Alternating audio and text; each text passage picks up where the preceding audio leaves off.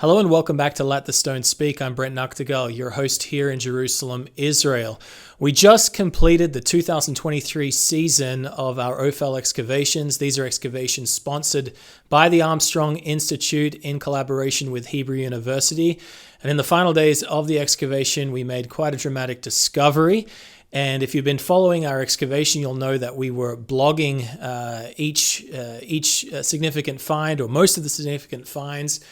This one didn't quite make it to the blog until after the season ended, and I thought it was so significant that we would play for you for today's episode of Let the Stone Speak the interview I did with Dr. Orit Peleg-Barkat. She is the expert on this specific discovery in the world, and so it's with great pleasure that she was also the co-director of the excavation this year as well, which made her excavation season quite wonderful for her to make this discovery. So please enjoy this interview straight from the Ophel here in Jerusalem with Dr. Orit Peleg-Barkat.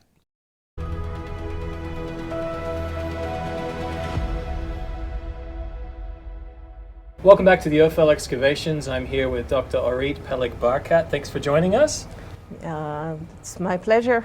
I'm sure it is your pleasure because you're here to discuss just a really important discovery from just yesterday and the final, 3 days before the excavation season ended? Always happens that you find the most interesting stuff just on the last day when you're cleaning the area for the photo shooting. And indeed, this marvelous piece was found yesterday when cleaning down a Byzantine period wall. So this stone was incorporated in secondary use into that wall.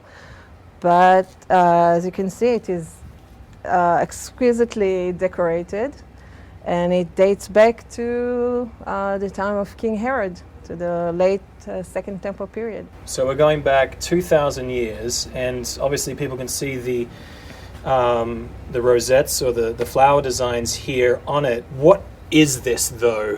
Where did it belong? Before we start talking about maybe some more of the detail. Okay, so this piece, it's not a cornice, it's not a frieze, actually it's a ceiling. So this is the decorated, what we call soffit. So you need to imagine that it stands right above our heads and you're looking up in order to see it. Okay.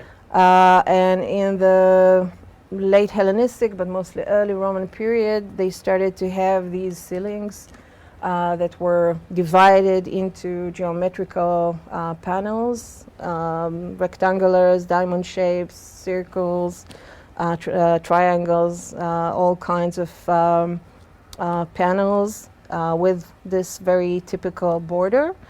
And inside those panels there were, so in the Roman world you would find also mythological scenes and other animals, human beings, but also flowers. And here in the early Roman period, actually already before, from the Asmoneans onward, there is an abstention from depicting human figures. So we have normally just floral and geometric designs. And so this is on the ceiling. It was found in secondary use, as you were saying, inside a Byzantine period wall, so maybe 400 or 500 years after this was actually constructed. And so speak about the location in which the general area where we are, the excavations, and this general area and what was happening at the time here for the building that this could have belonged to. Okay, so this is one of the nicest pieces that we have found, but along the various expeditions that worked here at the Ophel, south of the Temple Mount, more than 200 fragments of such decorated ceilings from the early Roman period were found. And they were found either at the collapse right below the southern wall of the Temple Mount or at the southern part of the western wall. But mostly they were found incorporated into later walls, mostly from the Byzantine and Umayyad So nothing's periods. been found? So nothing was found in situ, unfortunately. The only in situ decorated ceiling that we have from this area is not a straight flat ceiling as we see here, but we have domes, shallow domes that decorate the vestibule behind the double gate. So there was a passageway going up from the double gate to the platform surrounding the temple area. So you have actually joined the excavation or the expedition this season. Yes. As the co-director. Last year you weren't with us, but you know you're not fresh to this area. You're not new to this area because you've studied this area perhaps more than anyone regarding this very thing. Correct? Yes. So I feel this is my second home. Mm-hmm. As a young student, already in my undergraduate studies, I joined Dr. Ilat Mazar when she started her immense project of publishing her grandfather's excavations here. Who excavated here back in the 70s mainly? Yes, between 67, 68 and 78. So I started just working on technical things since there has been a long period between the end of the season, the excavations, and the time that we started working on the publication. Some of the finds were out of the boxes, so we had to sort them out. But then slowly I started to help a lot with description of the structures, the stratigraphy, the architecture, published some pottery, and luckily she thought I was okay. So gradually I got like more important assemblages to publish. Mm-hmm. And eventually for my PhD, Elat allowed me to work on the most important part of one of the most surely the nicest assemblage from the excavation, and that is the 500 fragments of architectural elements from the early Roman period. Bits of building from the early Roman period, yes. Which is when this whole area experienced just a transformation, I guess. Exactly. Yeah. When the Temple Mount was expanded southward, and new streets, new entrances, gates, staircases, all of these was being built in this area. And I mean, I've studied also for publication finds from Herod's palaces at Jericho and Herodium and other places. But surely you can see from the architecture decoration that the best artists and probably also much more funding was invested in this area. So this was the crown project of King Herod. Perhaps we can talk a little bit about how you would describe some of these images or motifs on there. How would you? There's obviously variance between them. They're not all the same. These were crafted by a single person is crafting each one of these and trying to replicate them, or how do you think they were crafted? Okay, so first of all, in terms of like the style of the Herodian architecture fragments or Herodian art, we have to remember, as I said before, that from the Hasmonean onwards, there was an abstention, and like Jewish norm was not to depict human figures, right, nor animals. Mm-hmm. But also, this went one step further, in that they even didn't try to create something that is three-dimensional. Okay. So everything was just everything here is very delicate. Mm-hmm. It's very high quality, very accurate. Everything is done probably with a compass, with a ruler. Mm-hmm. The artists that were responsible for creating this knew what they were doing, but they were not trying to create here an image of a real flower. Okay. So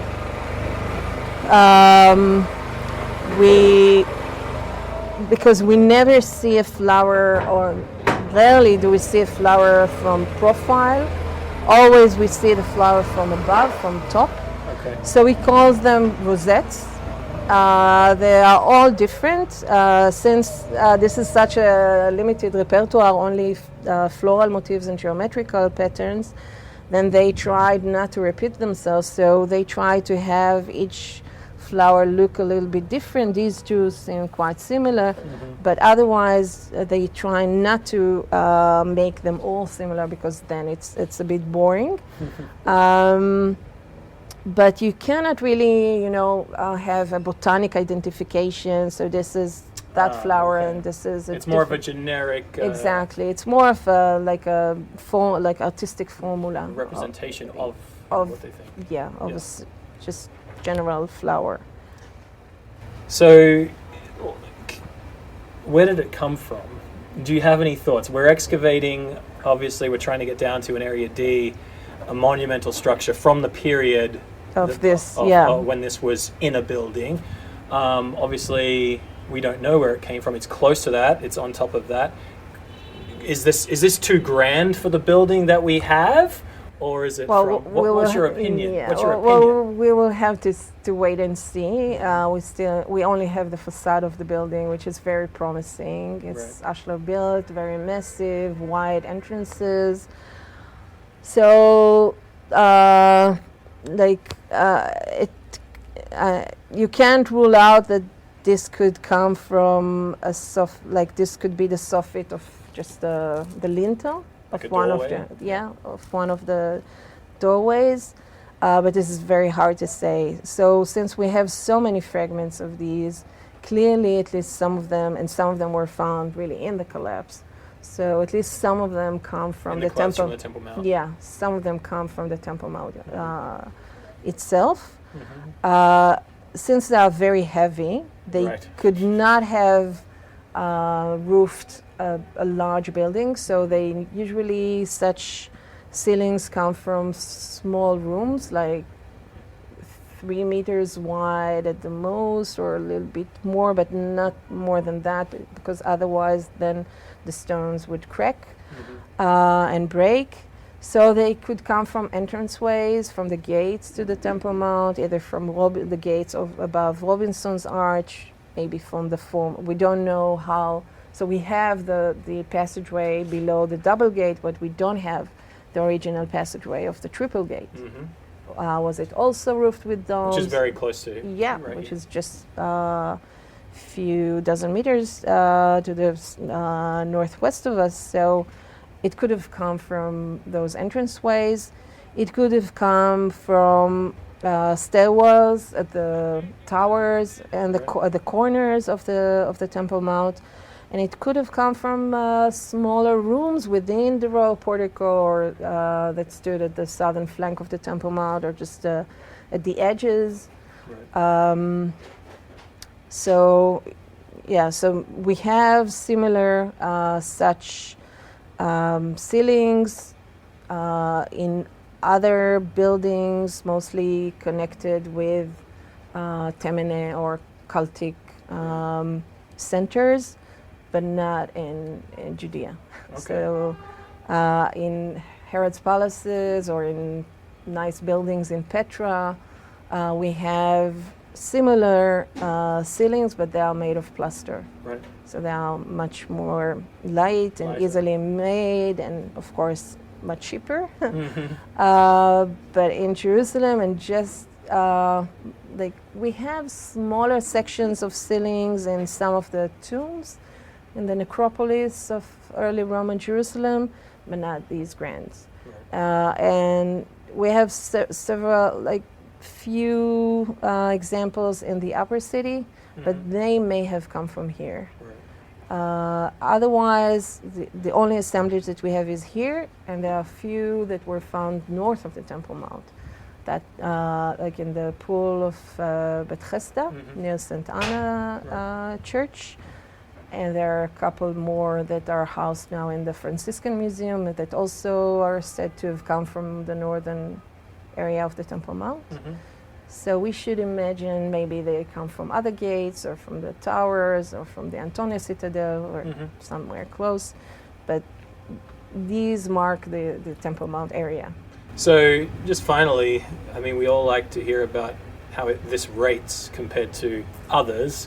Is this the most complete version in the whole Ophel area that's ever been discovered, as far as what you can recall? So we have larger pieces. Mm-hmm. I think the largest is now exhibited in the Tower of David and the museum near Jaffa Gate. Mm-hmm. So this is clearly not the largest, but it has the greatest number of panels. Okay.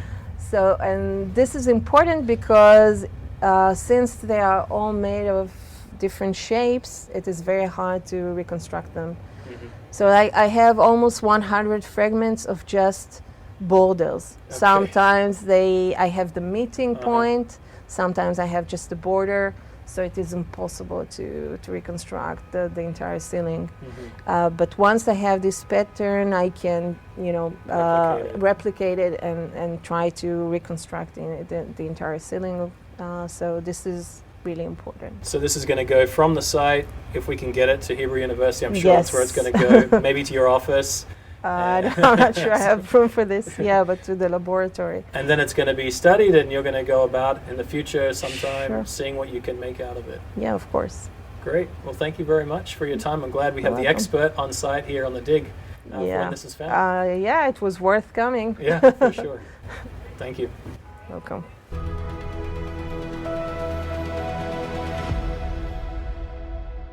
Thank you very much for watching the interview with Dr. Orit Peleg-Barkat. Thank you very much for her. It's a pleasure to work with her this season. Looking forward to next season as well. If you like what you saw today and you want to see more interviews regarding biblical archaeology and archaeology here in general in Israel, and also biblical history, then please don't forget to subscribe to the channel and hit the bell notification as well to make sure you're notified when we have a new video. We'd also like you to sign up for our free Biblical Archaeology magazine. This is called Let the Stone Speak as well. We've almost got 10,000 subscribers worldwide, which is quite exciting. You can join those people, subscribe to the magazine. It's free. It comes out again 6 times per year. It's 40 pages. And we'll send you a hard copy of the magazine wherever you are in the world. To do so, simply go to our website, armstronginstitute.org, and you'll find a place on the front page if you scroll down where you can sign up for the magazine, or you can simply write an email to letters@armstronginstitute.org, and that'll reach me, and we'll make sure that you start receiving your free subscription to Let the Stone Speak.